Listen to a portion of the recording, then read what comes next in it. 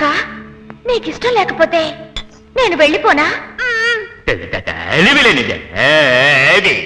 ఆవిడే ఒప్పుకుంటున్నప్పుడు నువ్వెందుకు జరిగేది చెడగొడతావు? రా, ఇద్దరికీ చోటుంది, రా.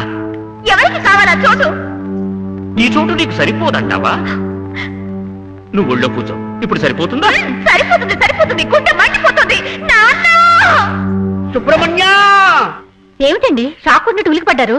షాక్ అంటే మామూలు షాక్ కాదే, హై వోల్టేజ్. ఏమిటి మీరనేది?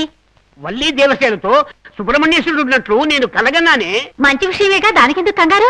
అది కాదే, మన అల్లుడున్నాడే అతనే సుబ్రహ్మణ్యేశ్వరుడు. జానకుందే అదే దేవసేన. పనిపిల్ల సుందరుందే అదే వల్లి. నీకు తెలుసు కదా నేను కనే కలలన్నీ ఫలిస్తాయని. రారా వెళ్ళి చూసిద్దాం రా. ఎందుకండి? వాళ్ళు ఏదో ఏకాంతంగా ఉన్నారు కదా, మనం వెళ్ళి ఇందుకు ఇబ్బంది పెట్టాం. రా, నా మాటకు తిరుగులేదంటే. వద్దు, నన్ను ముట్టుకోకు. నీకే హాయిగా ఇంటికి అల్లుడై కూర్చున్నావు.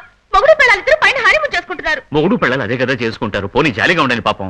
మనం మాత్రం జాలీగా ఉండొద్దా? ఉంటే పోలా? ఎలా?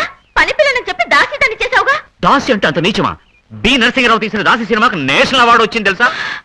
ఏంటి అవార్డు? ఈ చేతులు చూడు ఎలా బొబ్బలెక్కాయో. ఈసారి ఆవిడ పోసి ఆ పాత్రలతోము ఈ పాత్రలతోము అంటే పళ్ళు రాలగొడతాను. అయ్యో, నువ్వు అలాంటి పిచ్చి పని చేసి పని చెడగొట్టకు. నేను ఆవిడకి చెప్తానులే. నువ్వు దాసరి గారి ఒసే రామలమ్మ కాదు, సంగీతం గారి జమీందారు గారి అమ్మాయివనే.